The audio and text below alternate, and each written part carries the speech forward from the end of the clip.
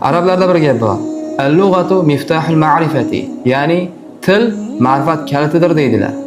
Albatta bir inson bir tilni o'rgansa, u qolganlardan ko'ra bilimliroq, ma'rifatliroq va dunyoqarashi kengroq bo'ladi. Assalomu alaykum, hurmatli andijonliklar.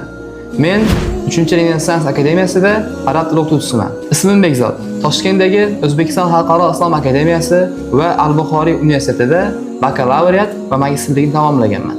Shu bilan birga arab tili bo'yicha bir nechta xalqaro va milliy sertifikatlar sohibiman. Sizlarni markazimizdagi arab tili kurslariga taklif qilamiz. Sizlar bizning kursimizda o'qish orqali arablardek talaffuz qila olish, ulardek gapirish, ulardek o'qib tarjima qila olish va tushunish qobiliyatiga ega bo'lasiz. Shu bilan birga bizda xalqaro imtihon bo'ladigan at-tanal imtihoniga va sifr imtihoniga ham tayyorlov kurslari mavjud.